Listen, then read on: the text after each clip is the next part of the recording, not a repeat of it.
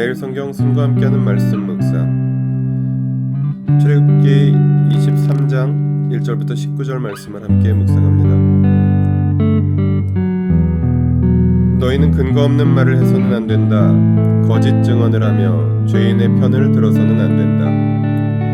다수의 사람들이 잘못을 저지를 때에도 그들을 따라가서는 안 되며, 다수의 사람들이 정의를 굽게 하는 증언을 할 때에도 그들을 따라가서는 안 된다. 너희는 또한 가난한 사람의 송사라고 해서 치우쳐서 두둔해서도 안 된다. 너희는 원수의 소나 나귀가 길을 잃고 헤매는 것을 보거든 반드시 그것을 임자에게 돌려주어야 한다. 너희가 너희를 미워하는 사람의 나귀가 짐에 눌려서 쓰러진 것을 보거든 그것을 그대로 내버려 두지 말고 반드시 임자가 나귀를 일으켜 세우는 것을 도와야 주어야 한다. 너희는 가난한 사람의 송사라고 해서 그에게 불리한 판결을 내려서는 안 된다. 거짓 고발을 물리쳐라. 죄 없는 사람과 의로운 사람을 죽여서는 안 된다. 나는 악인을 의롭다고 하지 않기 때문이다.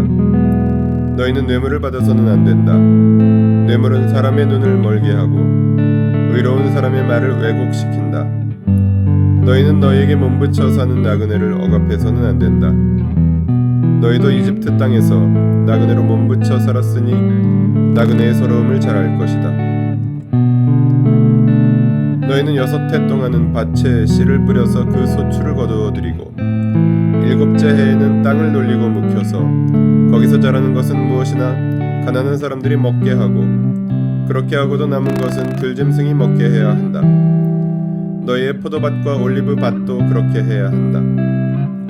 너희는 6해 동안 일을 하고 일의 날에는 쉬어야 한다. 그래야 너희의 소와 나귀도 쉴 수 있을 것이며 너희 여종의 아들과 몸부쳐 사는 나그네도 숨을 돌릴 수 있을 것이다. 너희는 내가 너희에게 말한 모든 것을 지켜야 한다.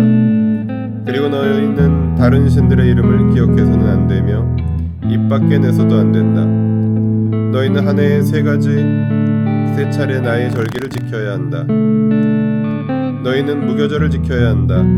내가 너희에게 명한 대로 아비벌에 정해진 때에 1해 동안 누룩을 넣지 않은 빵을 먹어야 한다. 너희가 그때 이집트에서 나왔기 때문이다. 너희는 빈손으로 내 앞에 나와서는 안 된다. 너희는 너희가 애써서 밭에 씨를 뿌려서 거둔 곡식의 첫 열매로 맥주절을 지켜야 한다.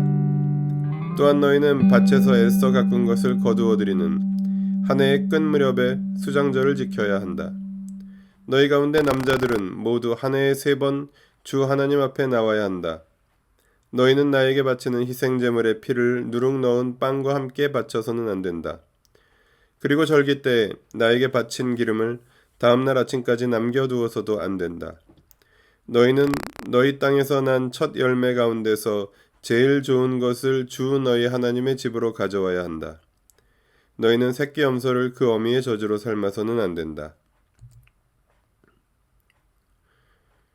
1절부터 3절, 6절부터 8절은 공정한 재판을 위한 규정입니다.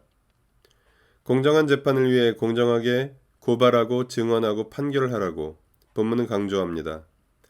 수가 많다고 정의로운 것이 아니며 누군가가 약자라고 해서 부당한 이익을 주거나 불이익을 주어서도 안 됩니다. 뇌물을 받아서는 안 됩니다. 하나님의 공정의 목적은 정의의 실현입니다. 4절부터 5절 그리고 9절은 자비를 베푸는 삶을 위한 규정입니다. 4절과 5절은 원수와 미워하는 사람이라도 어려움에 처했으면 반드시 도와주라고 명령합니다. 원수를 사랑하는 명령이 매우 구체적인 상황과 언어로 표현되어 있습니다. 그리고 9절은 다시금 나그네를 억압하지 말라고 규정합니다. 10절부터 19절은 안식년과 안식일, 절기에 관한 규정입니다. 10절부터 12절은 안식년과 안식일을 준수하여 땅과 소와 나귀와 종들과 일용노동에 종사하는 나그네들이 휴식할 수 있도록 배려하라는 명령입니다. 13절은 열거되고 있는 모든 명령을 지키라고 강조하며 다른 신들을 기억하거나 그 이름을 부르지 말라고 명령합니다.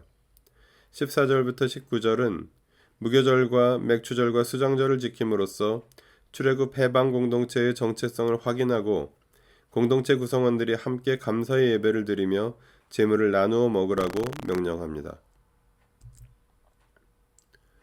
본문을 통해 무엇을 깨달을 수 있을까요? 약자 보호와 원수 사랑. 본문이 말하는 출애굽 해방 공동체를 유지하기 위한 두 가지 명령은 약자 보호와 원수 사랑으로 요약됩니다.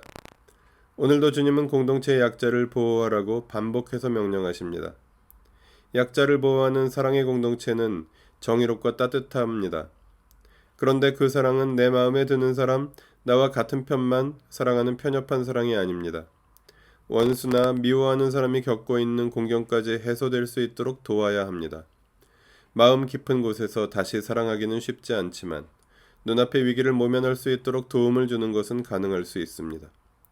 그 모든 명령들을 지키는 구체적인 실천과 순종은 이집트 땅에서 구원해 주신 오직 하나님만 섬기라는 제1계명으로 수렴됩니다. 결국 하나님 사랑은 이웃 사랑이며 율법과 복음의 정신은 다르지 않습니다.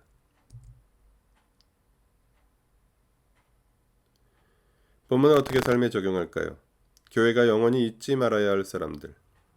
공동체 6년을 돌아보는 10월을 맞이하며 출애굽 해방 공동체의 정신이 생생하게 기록된 출애굽기 본문을 묵상함이 귀하고 의미 있습니다. 출애굽 공동체는 모두 직전까지 노예들이었던 해방된 노예들의 공동체이기 때문에 매우 평등한 공동체였을 텐데도 하나님은 이토록 철저하고 끈질기게 약자를 보호하라고 말씀하십니다. 약자를 보호하는 것이 하나님 사랑이고 원수까지도 사랑해야 할 때에 가까운 이웃을 사랑하는 것은 말할 필요도 없습니다.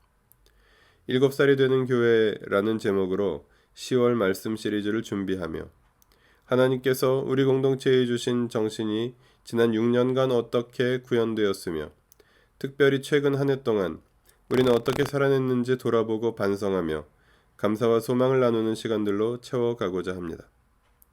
다음 달이면 7살이 되는 우리 교회, 7년이 아니라 70년이 되어도 언제나 처음의 마음을 잃어버리지 말고 이웃과 약자를 배려하고 사랑하고 소중히 여기며 원수까지도 사랑하는 공동체가 되라고 본문을 통해 주님은 말씀하십니다. 기도하시겠습니다. 이토록 끈질기게 약자들을 말씀하시는 하나님. 하나님은 약자들의 하나님이십니다. 세상에서 강자가 되려고 하기보다는 세상의 약자들 곁에서 늘 발견되는 교회가 되게 하여 주십시오. 공동체 안에서도 서로 관심을 가지고 돌아보고 도우며 하나님의 사랑을 경험하는 교회가 되게 하여 주십시오. 우리 주 예수 그리스도의 이름으로 기도합니다. 아멘. 매일 성경 순과 함께하는 말씀 묵상, 오늘의 묵상을 마칩니다. 말씀이 함께하는 하루 보내십시오. 고맙습니다.